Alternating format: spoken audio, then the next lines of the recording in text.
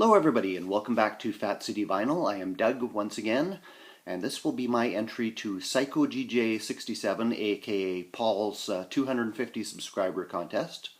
Now he asks us to talk about some memorable concert experiences or celebrities we've met, and I was kind of scratching my head at first. I didn't really have too much to share, but I did think of a couple of things I'll put out there for you guys. Now, I'm not a huge kind of concert goer, never have been. There's kind of a number of reasons for that. Growing up, my friends were not like hugely into music. I was also quite a ways outside the city center, so transportation would be an issue to the big shows.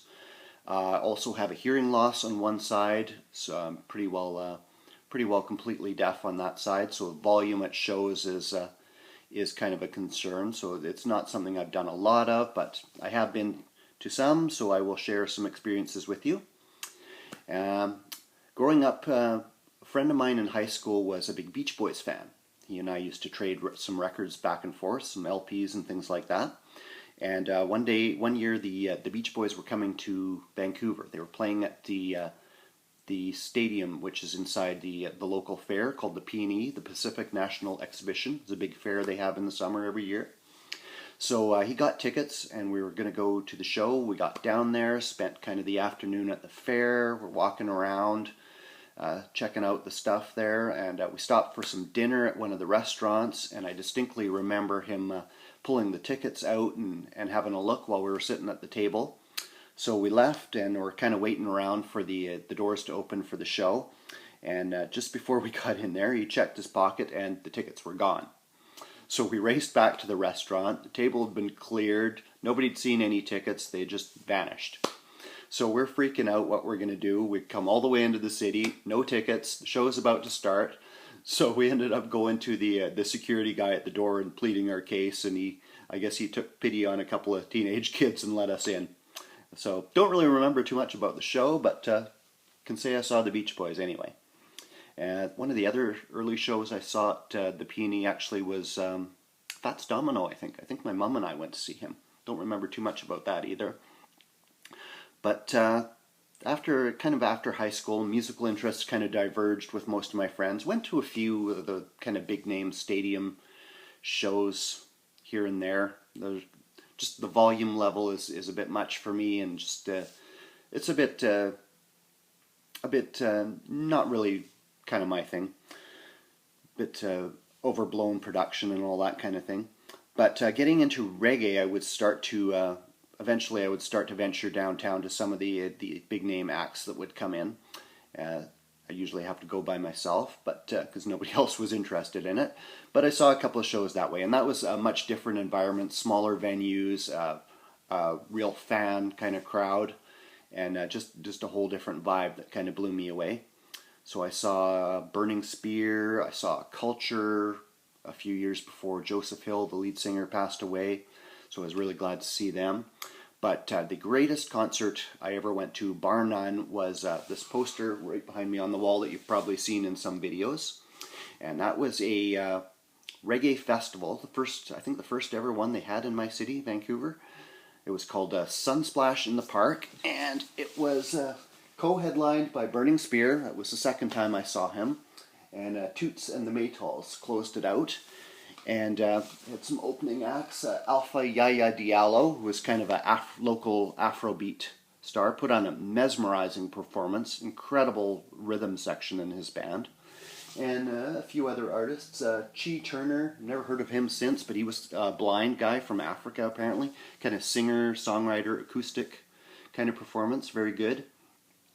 But this was held in Stanley Park in Vancouver at a place called the Malkin Bowl, which is basically kind of an enclosed bowl, literally, in the middle of the forest, surrounded by the trees. And of course, if anybody's familiar with Stanley Park, it's kind of just right near the downtown, but on the ocean. It's totally forested, just very beautiful, very serene.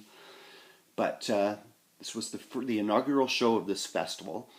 It was, I guess they had no idea kind of how many people were going to turn out, but it was absolutely rammed to the gills with people.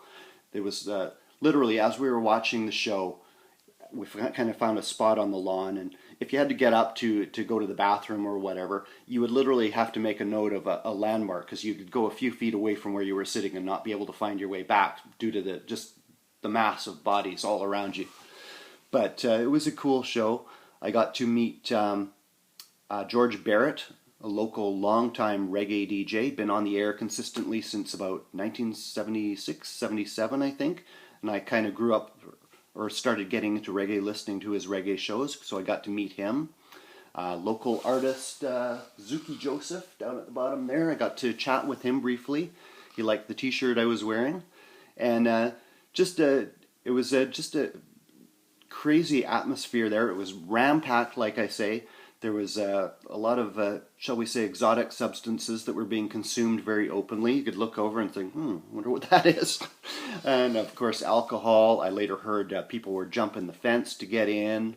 I actually got this poster from a local university DJ. Traded some stuff with him to get that.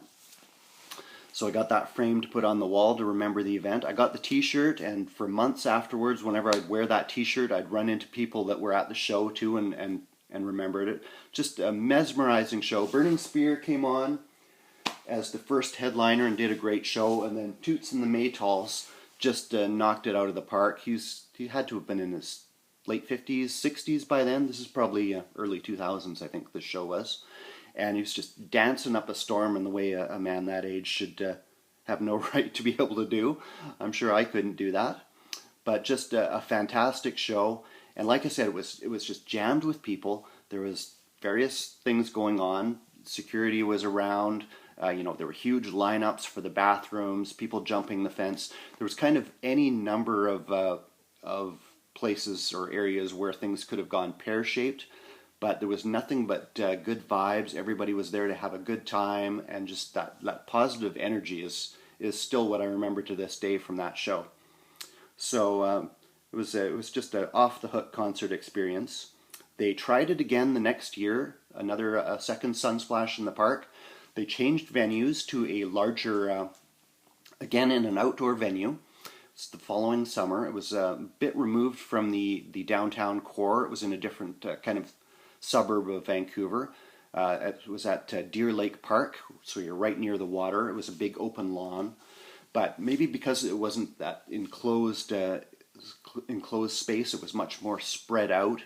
You didn't kind of have that communal vibe, and also they totally changed the lineup from kind of a reggae focused lineup of artists to I guess they were going for more of a crossover crowd. The only real reggae that was on there was Israel Vibration, actually, backed with the Roots Radix, which they would have been a suitable headliner, but they were buried kind of midway on the bill and only got about half an hour to perform.